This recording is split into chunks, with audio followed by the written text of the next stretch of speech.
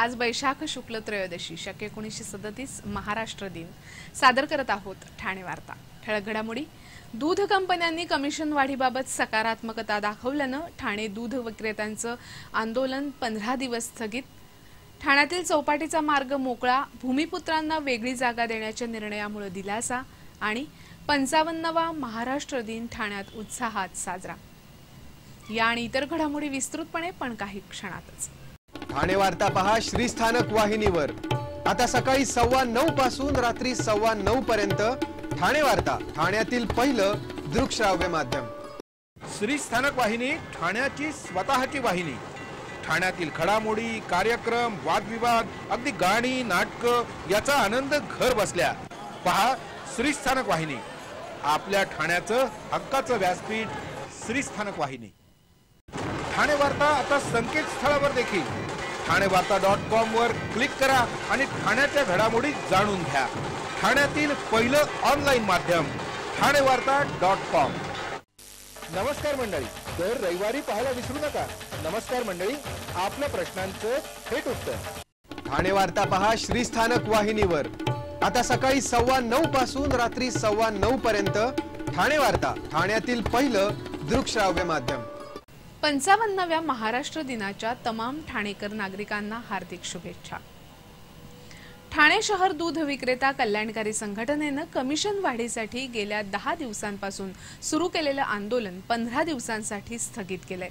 ठाणे शहर दूध विक्रेता कल्याणकारी संघटनेनं छापील किमतीच्या 10% कमिशन मिळावं या मागणीसाठी 22 एप्रिल पासून गोकुळ, वारणा, महानंद, अमूल आणि मदर डेअरी या कंपन्यांच्या दूध विक्रीवर बहिष्कार टाकला होता। या बहिष्कारामुळे सर्वसामान्य ठाणेकरांचा चहा बेचव झाला होता। मात्र आता या दूध कंपन्यांनी कमिशन वाढीबाबत सकारात्मकता दर्शवली असून 15 दिवसांचा वेळ द्यावा अशी मागणी केली आहे। या मागणीनंतर दूध विक्रेत्यांनी आजपासून आपलं बहिष्काराचं अस्त्र मॅन केलंय। त्यामुळे आता उद्यापासून पुन्हा ठाणेकरांना त्यांच्या आवडीचं दूध मिळणार आहे। दूध विक्रेत्यांचं आंदोलन लांबल्यामुळे दूध विक्रेत्यांमध्येही चलबिचल सुरू झाली होती। एकीकडे ग्राहकांकडूनही बोलणी ऐकावी लागत असताना दुसरीकडे संघटनेचाही दबाव सहन करावा लागत होता। काही विक्रेत्यांनी संघटनेनं आंदोलन सुरू ठेवलं तरी नेहमीप्रमाणे दूध विक्री करण्याचा निर्णय घेतला होता, पण संघटनेनं स्थगिती दिल्यामुळे ठाणेकरांचा चहाही आता गोड होणार आहे। जलयुक्त शिवार योजनेद्वारे संपूर्ण जिल्ह्यालाच पाण्याच्या बाबतीत सुजलाम सुफलाम करण्याचा शासनाचा निर्धार आहे, अशी ग्वाही पालकमंत्री एकनाथ शिंदे यांनी आज दिली। महाराष्ट्र दिनानिमित्त झालेल्या ध्वजारोहण सोहळ्यात दरम्यान ते बोलत होते। मुंबईच्या खालोखाल ठाणे जिल्ह्याचं दरडोई उत्पन्न 1,73,000 रुपये आहे। पावसाच्या लहरीपणावर उपाय म्हणून जलयुक्त शिवार योजना जिल्ह्यात प्रभावीपणे राबवली जाणार आहे। जिल्ह्यातील 36 गावांमध्ये ही योजना राबवण्यात येत असून शासन अधिकाधिक लोकाभिमुख करण्याकरता युती शासनानं सेवा हमी कायदा अंमलात आणला आहे। सरकारी काम आणि 6 महिने थांब ही रूढ विचारधारा बदलण्यासाठी उचललेलं हे क्रांतिकारक पाऊल असल्याचं शिंदे यांनी सांगितलं। जिल्ह्याचा सर्वांगीण विकास साधताना उद्योजकता, रोजगार निर्मिती, दळणवळणाच्या पायाभूत सुविधांचा विकास, आरोग्य सेवा, दर्जेदार शैक्षणिक सुविधा, जनतेची सुरक्षा अशा विषयांना युती प्राधान्य देणार आहे। ठाण्यामध्ये मेट्रो रेल्वे, कळव्यात सेंट्रल बिझनेस डिस्ट्रिक्ट, झोपडपट्टी पुनर्वसन विकास योजनेच्या माध्यमातून झोपडपट्टीमुक्त ठाणे जिल्हा, टाटा कॅन्सर हॉस्पिटलची ठाण्यात शाखा, शंकर नेत्रालय अशा विविध सोयी सुविधा उपलब्ध करून देण्याला प्राधान्य असल्याचंही पालकमंत्री एकनाथ शिंदे यांनी सांगितलं।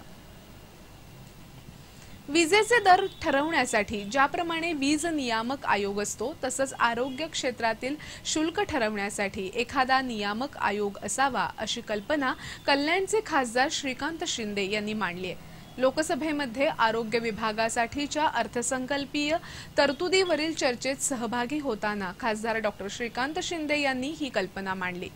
जागतिक दर्जानुसार आपली आरोग्य सेवा अद्ययावत करण्याकरता करण्यात आलेली तरतूद तुटपुंजी आहे। औषधं आणि मोफत निदान ही महत्त्वाकांक्षी उद्दिष्ट राखण्याची जबाबदारी राज्यांवर सोपवण्यात आली असली तरी राज्यांकडे इतकी आर्थिक क्षमता नाही याकडे त्यांनी लक्ष वेधलं। भारतात 1700 रुग्णांमध्ये अवघा एक डॉक्टर आहे। 2020 पर्यंत आणखी 4 लाख डॉक्टरांची गरज लागणार असून त्यासाठी आवश्यक प्रशिक्षण संस्था उभारण्याकरता आणि सध्याच्या संस्थांच्या सक्षमीकरणासाठी तरतूद केली गेली नसल्याचं त्यांनी सांगितलं।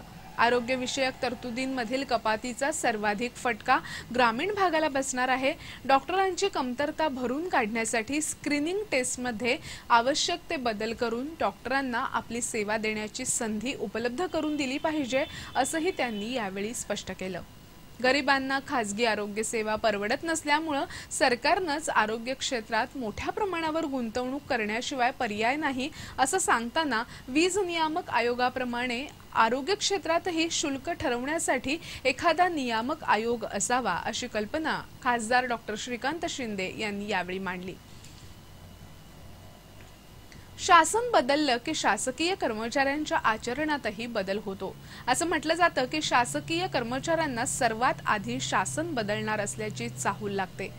केंद्रात आणि राज्यामध्ये भारतीय जनता पक्षाचं शासन आल्यापासून हा बदल शासकीय कर्मचाऱ्यांमध्येही दिसत आहे। राज्यामध्ये भारतीय जनता पक्षाबरोबर शिवसेनाही सत्तेत सहभागी आहे।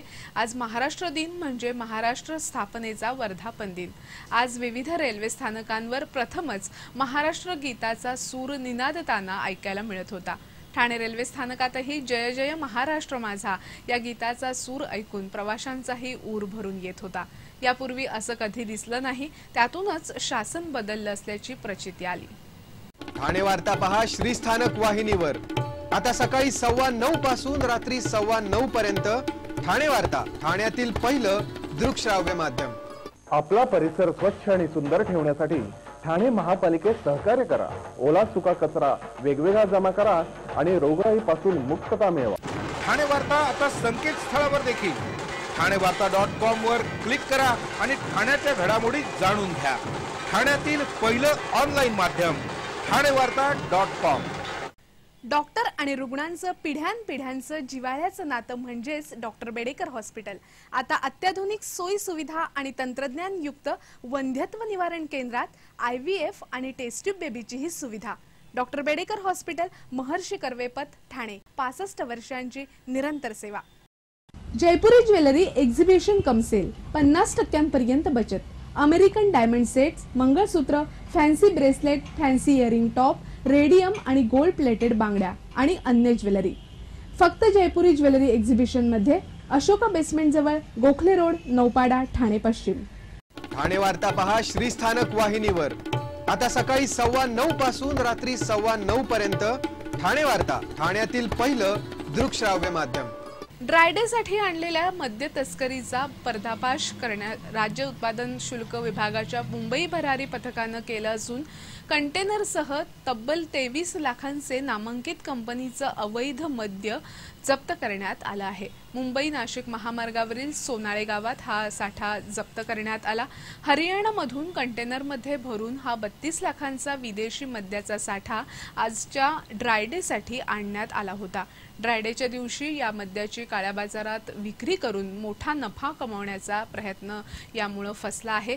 या प्रकरणी भूषण सिंग याला अटक करण्यात आली आहे। ठाण्यामध्ये महाराष्ट्र दिनाचं औचित्य साधून प्रीपेड रिक्षा सुरू करण्यात आली आहे।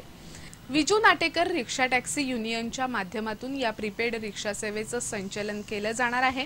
या प्रीपेड सेवेसाठी निर्धारित भाड्यापेक्षा 5 रुपये अधिक भाडं आकारलं जाणार आहे। गेले अनेक दिवस प्रीपेड सेवा सुरू करावी अशी मागणी होती। ही सेवा सुरू झाल्यामुळे आता प्रवाशांची मागणी पूर्ण झाली आहे। रिक्षा चालक अनेकदा प्रवाशांची पिळवणूक करतात, जादा भाडं आकारतात, पण प्रीपेड सेवेमुळे प्रवाशांची या समस्येतून सुटका होणार आहे। खारेगाव येथील खाडी किनारी ठाणेकरांसाठी देखणी अशी चौपाटी उभारण्याचा राज्य शासनाचा मानस असून हा प्रकल्प राबवताना तेथील पारंपरिक डुबी पद्धतीने रेती उत्खनन करणाऱ्या भूमिपुत्रांना वाऱ्यावर सोडलं जाणार नाही अशी ग्वाही पालकमंत्री एकनाथ शिंदे यांनी दिली। खारेगाव इथे पूर्वापार डुबी पद्धतीने रेती उत्खनन करणाऱ्या भूमिपुत्रांना जागा खाली करण्याच्या नोटिसा बजावण्यात आल्या होत्या, त्यामुळे त्यांच्यात चिंतेचं वातावरण होतं। या भूमिपुत्रांच्या एका शिष्टमंडळानं पालकमंत्र्यांची भेट घेऊन आपली कैफियत मांडली होती। त्यावेळी पालकमंत्र्यांनी या शिष्टमंडळास ही ग्वाही दिली। यावेळी झालेल्या बैठकीत जिल्हाधिकारी तसंच वरिष्ठ अधिकारीही उपस्थित होते। ठाणेकरांसाठी चौपाटी निर्माण करण्याकरता युती शासन कटिबद्ध असून रेतीबंदर इथे सुनियोजित आणि आकर्षक पर्यटन केंद्र उभारलं जाणार आहे। या चौपाटीचा फायदा विटावा, कळवा, खारेगाव, मुंब्रा येथील रहिवाशांनाही होणार असून एक चांगलं विरंगुळ्याचं केंद्र त्यामुळे निर्माण होणार आहे। ही योजना साकारताना अनेक वर्षापासून डुबी पद्धतीने रेती उत्खनन करणाऱ्या भूमिपुत्रांवर अन्याय होऊ दिला जाणार नाही, त्यांना शासन वाऱ्यावर सोडणार नाही।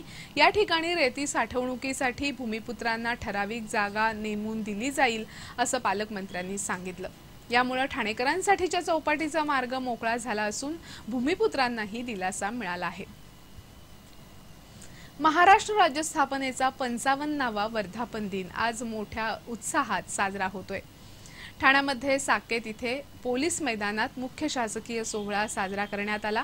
यावेळी पालकमंत्री एकनाथ शिंदे यांच्या हस्ते ध्वजारोहण करण्यात आलं। या निमित्तानं शहरामध्ये विविध कार्यक्रमांचं आयोजन करण्यात आलं होतं। उद्घाटन, आरोग्य शिबिर, पूजा असे विविध प्रकारचे कार्यक्रम महाराष्ट्र दिनाचं औचित्य साधून आयोजित करण्यात आले होते।